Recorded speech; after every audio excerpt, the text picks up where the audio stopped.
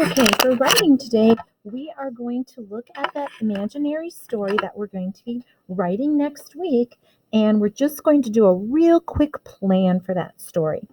So, I'm first going to talk a little bit about the story, and then the prompt, and then what a beginning, middle, and end has, and then I'm going to show you how to do a little quick pre-write for your story.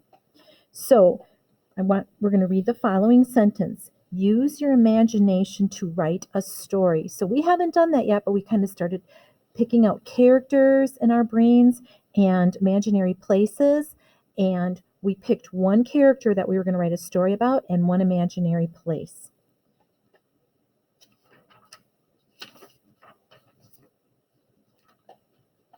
Then we thought about that imaginary friend or imaginary place. And this is what we're going to do. We're going to write about that imaginary friend and imaginary place. What story can you tell about that friend or place? As we start thinking about that, we're going to write a beginning, a middle, and an end. Remember, as we plan the story, we want to make sure we have strong characters. We have a beginning to set up the story, and then we have a problem in the middle of the story and a solution that comes near the end of the story. And then we'll add an ending. It says use your writer's notebook, page 4.4, to plan and organize your story. So this is the paper that was sent home the other day, and it's 4.4. And when I planned my imaginary story, I had I drew a picture of a character, an animal that had wings and was kind. And my story's going to take place high in a mountaintop with lots of snow. So you have this page that was completed in class last week. And we're going to take this information and quickly sketch out our story. So I'm going to show you how you're going to do that at home on page 4.4.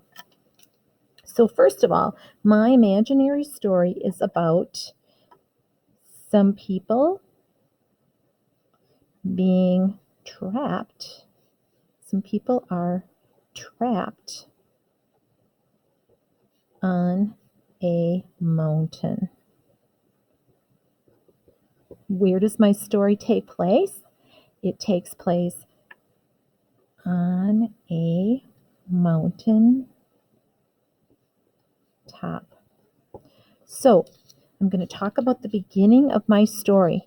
I know that a narrative has a beginning, middle, and an end. For my beginning, I'm going to describe my imaginary friend. So my imaginary friend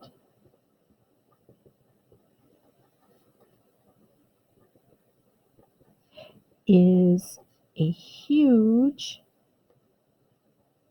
animal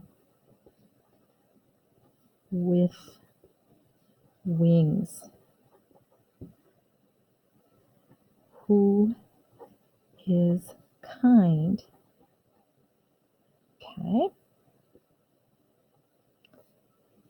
This animal lives on the mountain. Top of the mountain.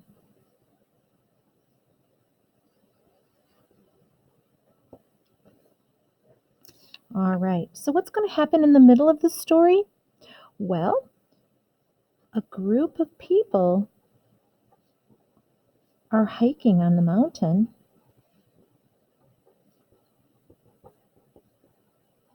and they get lost.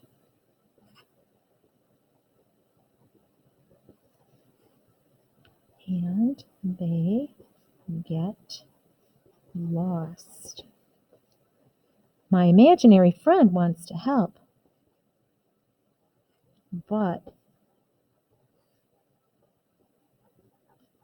my imaginary friend can't be seen or he will scare people.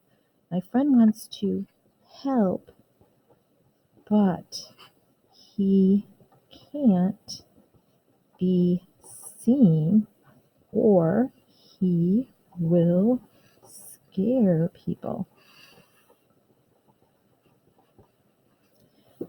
So what does he do? He sneaks in the dark and helps the people escape.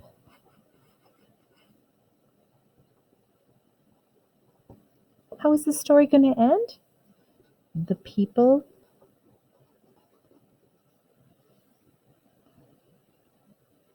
are safe and my imaginary friend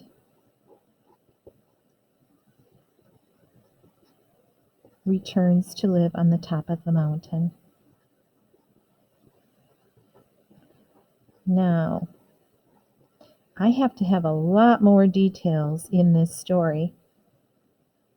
On the top of the mountain. I have to put a lot more details into my story, but this is my beginning, my middle, and my end. I don't know who any of the people are that are on this hike. I don't know how the imaginary friend sneaks in the dark. It's just my big idea, and then I'm going to start next week to really work on adding details to my beginning to develop a really interesting imaginary animal with huge wings. And again, the people are going to have to get lost as they're hiking through the mountain. And somehow my friend is going to have to sneak up in the dark so he doesn't scare anyone and fly the people down to safety. And at the end, my people are going to be safe at the bottom of the mountain and the friend will return to the top. But I have to add a lot of details. This is just my big idea of my story. What I want you to do is write a general idea of, in the beginning of the story, who is your main character going to be, what's going to happen in the middle, what's the problem going to be, and then how is it going to get solved towards the end of the middle and the beginning of the end. Sometimes the problem doesn't get solved till the very end of the story, so the solution might be here. So remember, in the middle, you better have a problem, and then towards the end, your solution. Do the characters live happily ever after in your imaginary story? So you can plan this out today for your writing assignment and put that back in your writing folder.